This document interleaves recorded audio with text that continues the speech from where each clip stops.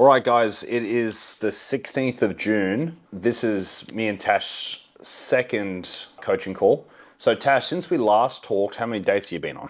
Okay, so I have been on two. 2 dates? Yes. Brilliant. How were they? What'd you do? Yeah, great. Good. So the first one I had a dinner date, and that was Monday last week. That was really lovely. The guy that I met was super nice. Turns out that we had I kind of actually knew his sister. We had a few mutual friends, which was kind of funny. Yeah, really nice, good conversation. I kind of felt I just sort of wasn't feeling too much of a spark or a connection romantically. So I know I messaged you. I'm really bad at this. So I do find it really hard, just to be honest, but I think it's obviously the best thing to do for the other person as well. But I hate hurting people's feelings.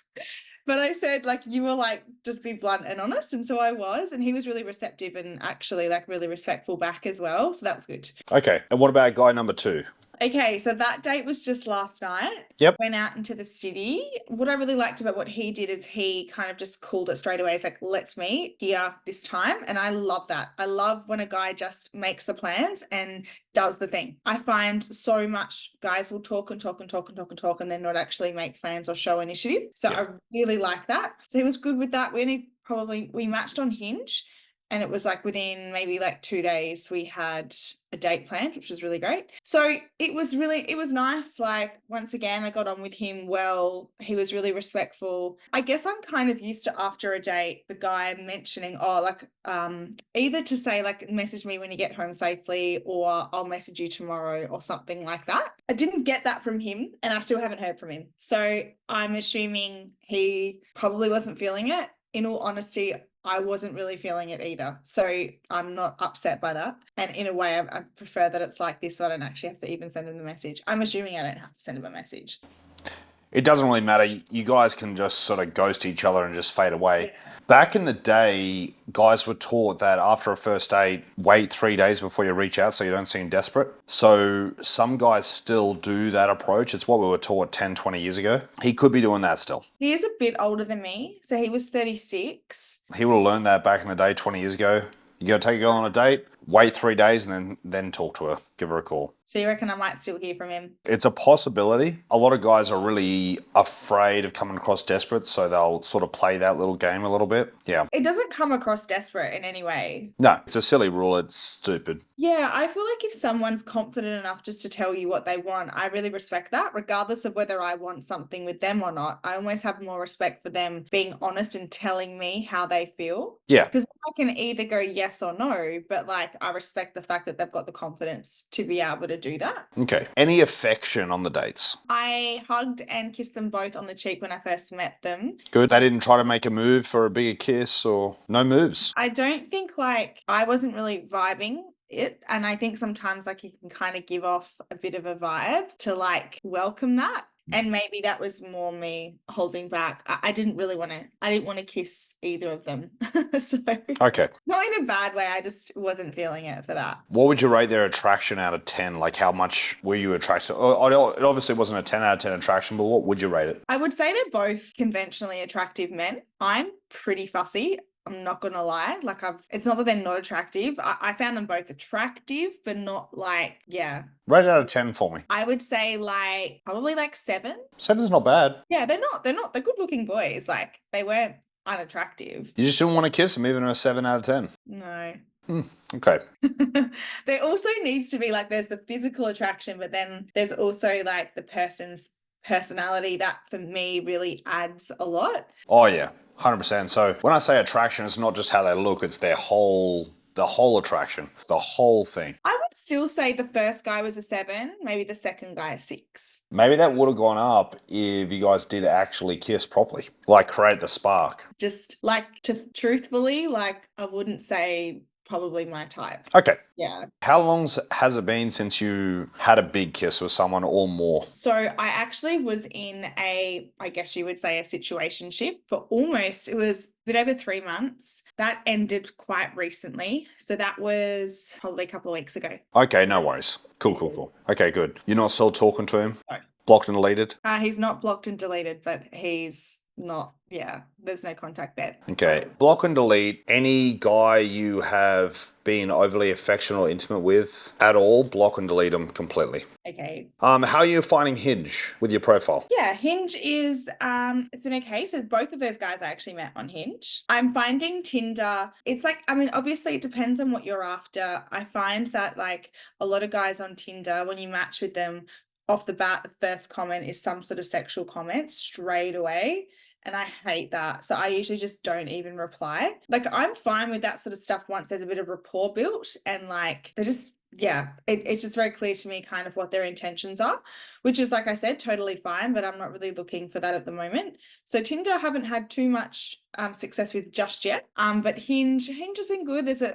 I've met a few guys, getting lots of matches and chatting with people, which has been really good as well. So yeah, it's been like, I guess it's been pretty successful so far. Talking to lots of, like, you have some good conversations going at the moment? Yeah, I do. What I have found is actually off of TikTok, to be honest with you, I've gotten like so many messages. It's actually been quite overwhelming. I've met connected with some really nice guys, and the issue has been that they're not in Adelaide. And I don't know whether to I don't, waste my time or pursue that. Obviously, I've got a child, so I'm not going to be leaving Adelaide anytime soon. And so it's not going to be feasible, obviously, for me to move. But a lot of these guys have had so many offers for men to fly down, meet me, go over and meet them, which is really kind.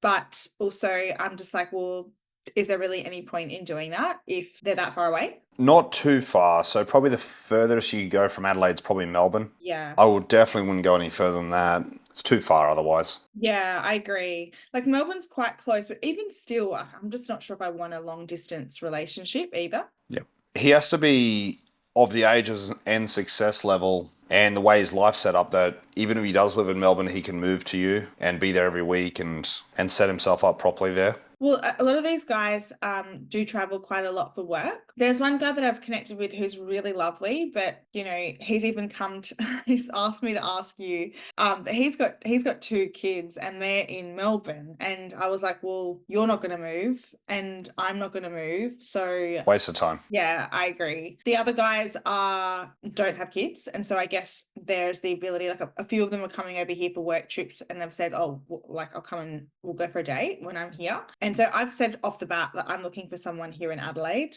so they know that. What do you think the chance is that your ideal partner will have a baby already? To be honest with you, I almost feel like that's top tier at the moment, and the reason I say that is because I've never dated a guy who has children. I've only dated men that don't. The last relationship I had, that situationship, which did go on for way too long, what I found was that before you become a parent, it's very hard to understand the responsibilities of being a parent, and you just don't get it. Like it was not a reflection on him. He was just in a different stage of his life.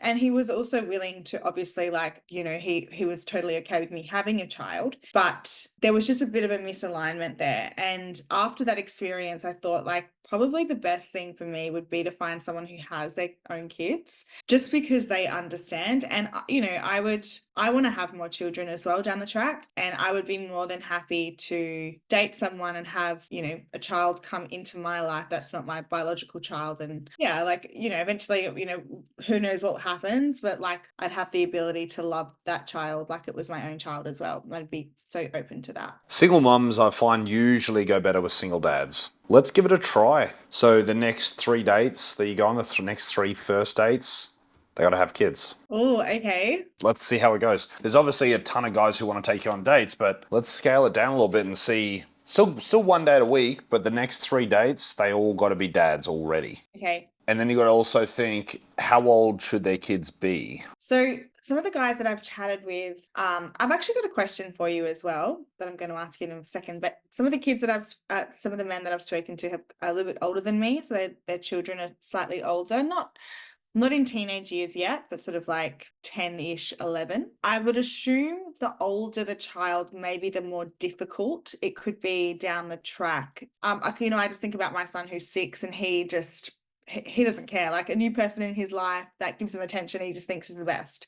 What about too young? No, I don't think so. Like, Okay. if they've just come out of a relationship and they've just had a child, I'd be wary of that. But having a little one, like toddler, no, I kind of feel like that would almost be easier in a way. Okay, awesome. What was your question that you're thinking of? Oh, so my question was, yeah, I've got a circumstance at the moment where there is a guy who I was speaking to, and I ended up meeting a girl who became my friend, and I didn't know anything about this guy's previous partner.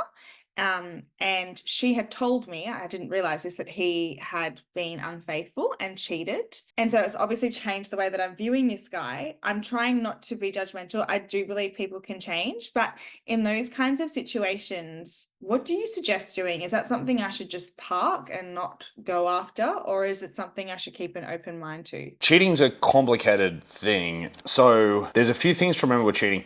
If a guy cheats on you specifically, never talk to him again, ever. Once cheating has occurred or betrayal has occurred in a relationship, there's no fixing it. It's too damaging. Now, in saying that, say you meet a guy who's, say, he's 35 and he cheated on a partner he had when he was 20 years old. Does that mean he's going to cheat on you? Probably not. Totally different relationship, basically a different person. Why did he cheat back then? The relationship wasn't a 10 out of 10. So in 10 out of 10 relationships, the cheating doesn't occur. So this is how cheating works. The relationship was good and then it goes bad and then cheating occurs. But with what you know about relationships now, Tash, you'll find someone, the relationship will get to a 10 out of 10 and stay at a 10 out of 10 and cheating will never come on the horizon. So there's honestly nothing to worry about. Even if a guy has cheated in the past, if you know how to maintain attraction and maintain 10 out of 10, which you do know how to do, cheating won't happen. The only thing to look out for, there's a few caveats to this. There are a few basically sociopaths who've cheated on, they've had 10 relationships and they've cheated on every single girl they've been with. Basically psychopaths. They're completely insane. They look pretty sane, but they're sociopathic for sure. Avoid those people, obviously. Or also avoid the lifelong bachelor. Okay, so say you meet a great guy, super charismatic, really gorgeous. He's 40 years old. His longest relationship he's had has been a month. There's no kids, never been married. He's no good either. Yeah, okay. I'm a little bit wary about this guy because I know that, so he's got children and his relationship only ended last year because of it. So, and it happened more than once in that relationship. So I don't know. How old is he? My age. So he's 33. How close are you to the girl? Not really, really close, but like I trust what she says. Oh no, I'm sure it did happen, yeah. I don't actually know his ex. She's friends with his ex. So I'm obviously only getting one side of the story. Yeah. Does he seem like a sociopathic type of guy who would cheat on 10 girls in a row? Not necessarily. He has talked before I became friends with certain girls, they were also talking to him. So I'm assuming he's talking to lots of girls, which is okay. I mean, he's single, he can do that. Yeah. I don't know. I actually have gone on a date with him. How long ago? But I sort of just parked it. I sort of friend zoned him a little bit. But What was the attraction like? there was attraction there. I definitely feel it would need to be something that I would want to re-explore to sort of see if it does grow. Realistically, from a statistical point of view, Tash, if you meet a guy who's single in his mid-30s, there's probably a fair chance he's cheated on somebody in the past somewhere. Yeah. It's just, obviously, guys aren't going to advertise it because it makes them look bad. And it may have been 20 years ago. But statistically, Yeah. when people are teenagers, early 20s, basically they're still little kids, basically. That stuff happens all the time. So the less we know about people's past, usually the better it goes. Because that, in a weird way, that creates what they call retroactive jealousy. So basically you have negative thoughts about stuff that happened in their past. We're really better off knowing at least as possible about someone's past. A lot of people want to know as much as possible about someone's past, asking about body counts and all this other stuff. It's really a lot easier to create a 10 out of 10 the less you know about their past. The more you know who they are now and where they want to go. It's more important than, well, tell me about yourself 10 years ago. Usually doesn't work too well. Yeah. And I so agree with you. Like, even from your 20s to your 30s, you're a completely different person. And we all do make mistakes. It is hard, though, when you're just thinking of investing in someone, and you're like, oh, you definitely would rather not know. You definitely rather not know. I don't think I've met a guy in his 30s who is single who hasn't cheated on somebody. They don't call it cheating at the time. It's more of a crossover period between relationships. Technically, it's still cheating. They're not bad people, but it just wasn't a 10 out of 10 relationship. Anyone listening right now, a lot of people get their panties in a bunch about cheating. Yes, cheating is very bad. Deplorable, betrayal. It's very, very bad, right? Low integrity. At the same time, I want you to remember, in a 10 out of 10 relationship, cheating never occurs. So all you have to do, Tash, you don't have to worry about cheating ever. You don't have to worry about anything negative happening in a relationship. All your job is to do is get the relationship to a 10 out of 10 and nothing bad ever happens. That's it. And that's simply from the mindset of focusing on what you want to achieve instead of what you want to avoid. You focus on what you want to achieve, what you want to avoid doesn't come up anyway. Yeah. 10 out of 10. If you just focus on getting it to a 10 out of 10 and cheating, it's almost impossible to occur. Cheating really only happens in really toxic, quiet relationships. It's like a 1 out of 10. So you can give this guy another chance if you want to, or there's a million other guys who want to take you on dates. Yeah, they have to have kids. They have to have kids, at least one kid, ideally under 10, but see how they go. So try to find a guy with a kid who the kid's under 10, he's successful, ambitious, masculine, and there's a good sense of chemistry and compatibility, rapport, that X factor as well, yeah? Yeah, it's just hard in Adelaide. I'm finding it's obviously not a very big place. They're out there, but I think some of them as well aren't on the apps. That's the other thing as well, trying to meet them and finding places to meet people like that out is kind of difficult. Yeah, a successful guy in his 30s who has a kid, you're not going to find him anywhere. He goes to work, he does a couple of hobbies, he goes home. It's very hard to find in the wild, very, very hard. If he's on online dating, it shows you he's ready and he wants to mingle, wants to go on dates. That's why dating's good. It's obvious why they're there. You can find them. Just need that 1 date a week, Tash. Yeah. Yeah? Can do. You find dating fun? Yeah, well, I try and go into it. It has been, I have in the past found it fun, but I think it is fun. Yeah, I try and go into it optimistically and like just thinking about trying to get to know somebody else and just connecting with someone with then being no pressure whatsoever, like literally going there and just getting to know them. And I'm a people person, so I genuinely am very curious about people anyway. So I do really enjoy that side of things. In some cases, like, I mean, I probably felt coming out of the situationship that I was in, it was hard because you can kind of feel like you get to a point with the person where you're comfortable with them and you've got that like connection with them. And then you're like, oh, okay, I'm back at square one. I've got to try and find someone again that I've got that connection with, and it can feel really hard, but there's no two ways about it. I mean, you've just got to do it, right? You just have to do it, and it's not that bad either. So a lot of people think being single is the worst place you can be, the furthest from a 10 out of 10, but it's not true. It's actually pretty close to a 10 out of 10. So a 10 out of 10 here, then being single's here, and being in the wrong relationships all the way over here. So being in that stupid situationships down here, being single is here, and being 10 out of 10 is here. When you're single, you're actually pretty close. But being in a situationship or in a bad relationship or whatever with the wrong person, you are really far away from a 10 out of 10. So it's definitely not going back to square one, getting rid of something bad. You're actually taking a step towards a 10 out of 10. That's a good way to look at it. Yeah, you're right. How many guys do you need to block and delete from your phone, from WhatsApp, from Instagram, from whatever? Why would I be blocking them? If for past, like, honestly, I haven't dated much at all. There's like a very small handful of guys that so my ex is blocked. I've only really had my ex-husband, and then I've had one relationship, former relationship. They're both, I mean, my ex-husband, that's sort of a different scenario, but my ex is blocked. This situationship isn't. I've spoken to some guys, but I haven't, to be honest, really had anyone where there's been anything. I don't know whether I think I do have high standards, but I also so I don't think I've allowed myself to get close to many guys purely just because they're just, to me, like, not that I think that'd be a 10 out of 10 relationship. So to kind of be with them. So I haven't really pursued a whole bunch of guys. There's not a whole heap to have to block and delete, if that makes sense. No, it's okay. I want you to block and delete. Just do like 5 people for me. Just good for your mindset. Feel like that sense of cleaning up a little bit. Yeah. Even if they're not anything from the past, just you're like, I don't really like this person. Block or delete them. Just a clean up mindset kind of a thing. Yeah. Okay. I call it like a decluttering thing. So I teach people to declutter your emails, declutter your wardrobe, declutter that shelf, declutter Instagram, whatever. Just like declutter. Yeah, always declutter. Okay, I can do that. You're definitely on the right track. How are you feeling with like feminine communication and stuff like that? You seem pretty good at it. You going well with it? Yeah, I think so. Yeah, on dates and things, I just try and go into it with just a real sense of curiosity. So even when I meet them, and if I think, oh, like, attraction's not really there, I still want to get to know them as a person as well. So just being respectful. Yeah, I think I'm doing well. Good.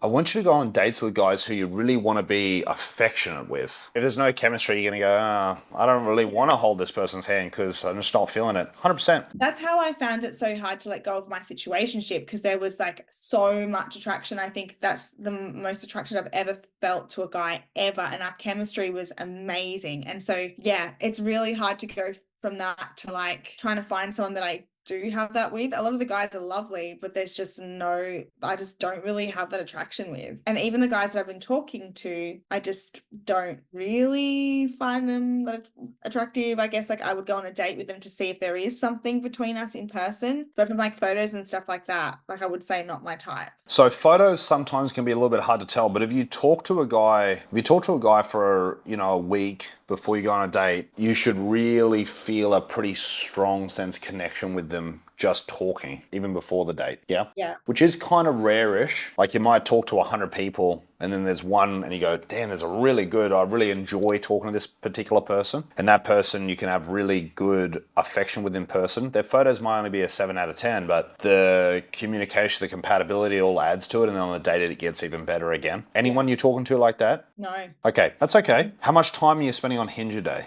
Like quite a lot. Like this week has almost been stressful to the point where I'm like been getting mostly from like TikTok and things like that, and from Hinge. I like obviously work. I have my own business. I work a lot, and I'm on my phone a lot because a lot of my work is on my phone, and I have to set myself strong boundaries. Otherwise, I will be on my phone 24/7. How many hours a day do you think you're having romantic type conversations? Oh, at least couple of hours. I'd probably try to limit it to probably 2 hours, hey? Yeah. It's just the back and forth of like, and then a lot of them, yeah. Because there's a lot of guys who want to talk to you and you can use a lot of your time, I want you to get rid of the garbage fast as well. So if you're talking to a guy and you're like, this clearly is not the one, delete, like really fast. Don't have that thought, well, I'll just get to know them. Okay. Yeah. The conversation's very attractive straight away with your ideal partner as well. Like you'll like talking to them a lot, like right off the bat. All right, I'll do that. Your time's very precious, Tash, so we've got to sort of make it more efficient, hey? 100%. Otherwise, it ends up feeling like a chore, and I don't want to. Not that it's a chore, but like I'm trying to have these conversations, and I'm just like, I know that this isn't going to be anything. Yeah. Are you doing FaceTimes and phone calls with these people, try to make it more efficient? Sometimes phone calls, yes. No video calls? Well, I've only jumped on the apps like 2 weeks ago. So the guys that I've been talking to, I've gone on like the two that I've gone on a date with. There's one guy that I just mentioned who's in Melbourne with the 2 kids who wanted to jump on a call, but I'm going to just message him back and say no, because I don't see the point in building a rapport. He can't leave, I can't leave, and like that's not what I want. That's just not going to work long term. So like he seems really lovely, but that's obviously something that's just not going to work. There's a lot of guys who are like look quite successful, have got businesses, who are interstate and do travel a lot, that want to come and meet me. And once again, it's very hard for me to gauge whether their intentions are for something casual while they're down here, or if they're serious about wanting to pursue something with me. And so sometimes I'm like, well, I don't know whether I want to waste my time going on a date with you if you're just thinking, you're just popping over here for business, you just want to see me once, and then that's kind of it. Short answer, if a guy's traveling around, there's like a 90% chance that he only wants casual stuff and he'll just go to a city, sleep with a bunch of girls, take a bunch of girls on dates, then go back. But if one of those girls are a 10 out of 10, then he will make a relationship with her and fall in love with her. That happens all the time. So a lot of relationships do get started like that, but men kind of have that mindset while they're single, while they're dating. Well, I'm just going to hook up with heaps of chicks and just see how I go. But then he meets one who's a 10 out of 10 and goes, oh, I got to be with her. Yeah, I think maybe like just giving it a chance. If he's a 10 out of 10. Yeah, that's right. If we've got a really good connection, then why not? Yeah, he's got to be a real hot tamale, yeah? Yeah. You got a lot of these nice guys, but I want them to be, let's turn up the heat a little bit. Like I want to get some guys where there's some decent attraction, where you want to grab them, you want to kiss them, you want to really, let's get a bit of engine pumping, yeah? I want to find them. Yeah, you can get dates. You can get 5 dates a week, Tash, but let's make it a bit more spicy. Let's make it so there's a bit more attraction there. So then if you're going on the date, it's worth your while. Yeah, exactly. Because that chemistry, that's what we really want to be a 10 out of 10, where you're just all over each other. And then just you both have a good sense of integrity, compatibility, easy. Any questions about any of that, Tash? No. So in summary, I want to target guys that have got kids. Obviously, like there needs to be more of a physical attraction as well, definitely. And I'm going to just stop talking to people that I don't think really there's going to be anything there either. Otherwise, they're just taking up brain space and my time. Yeah, 100%. You want a pretty good sense of attraction there. Be like, I really want to see this person. Not, yeah, I guess so. Yeah. And that's how I'm feeling about the majority of them. That's the thing with online dating. You may talk to 100 guys and you may just want to go out with one. It's okay. Yeah. It's not a bad percentage, 1%. That's fine. It's normal. Your time's too precious to go on 10 dates a week, Tash. So just one super spicy, super hot date a week. That's good. Unless you'll end up going on 50 dates and nothing's really there's not much passion there. We're looking for passion, love, that chemistry, that really strong pull, that strong fire, yeah? Yeah, 100%. Awesome. No more too many nice guys. Well, that's a good challenge for this week. I love like the challenge. So I'll do my best and I'll line something up for this weekend. One thing you can do to really bring more spice is I want you to be 15% more flirty with the guys you're talking to. The conversation probably will go sexual pretty fast. If it goes too sexual, just say, that sounds fantastic. Let's bubble wrap this for a later time. Yeah, something along those lines. I really like that sentence, let's bubble wrap this for a later time. In a guy's mind, they're like, oh, okay, awesome. So it's 100% going to happen. And it's that bubble wrap. Bubble wrap's really fun. I get to unwrap something. It's there, all these thoughts going through your mind. So bubble wrap this for a later time or something like that. Just so it's not a rejection, but it's just going 100%. Let's down the track a little bit. Okay. I think that'll be easier if I actually am attracted to the person. It kind of just comes naturally, but it's a bit harder when you're not. You're like, because you actually don't want to do that. 100%. If you're really not feeling it, like you don't want to do any of that stuff, you're probably talking to the wrong person. Yeah, I think you're right. Sometimes I think maybe it'll grow over time, but like it just doesn't. You're better off starting with a really high chemistry, and the chemistry's up here and the compatibility is just here. Still good, but the chemistry's a little bit higher. And then the compatibility goes up when you guys spend more time together, do more hobbies, goals, and you slowly become more in common. But the chemistry, you want the chemistry really, really, really, really high right from the start. Okay. Mix that with he's just a good person and in his masculine energy and he's successful. Easy. Yeah, I'm excited. Awesome. You're doing a good job. Thank you. I appreciate it. Couldn't have done it without you. I'm very hopeful. I'm still know that I'm going to find my person this year. You will 100%. I'm just going to try to mitigate dating fatigue as much as I can for you. If you kept going the way you were going, dating fatigue would definitely set in. Dating fatigue is just, I'd probably say, a lack of filtering properly. So like if you try to talk to 1,000 people a day, you're going to get exhausted so fast. I want to meet people that I've got more of a connection with and chemistry with as well. That's what makes it fun. I think what you said before is true too. Like before a man has a baby, he's really a baby himself, really. Like it changes you completely after having a baby. And you can try and understand, can't you? But until you become a parent, you just don't get it. No idea. I feel it's safer as well going for a guy who has kids already. It's safer with your kids. He gets it. He's a more emotionally mature, which is safer for your kids as well. It's just better on a lot of levels. I've learned that lesson, so I'm definitely on board with that. You can find out there's heaps of single dads out there. Yeah. All right, Tash. Let me know if you have any questions, okay? I will. Thank you so much. I really appreciate it.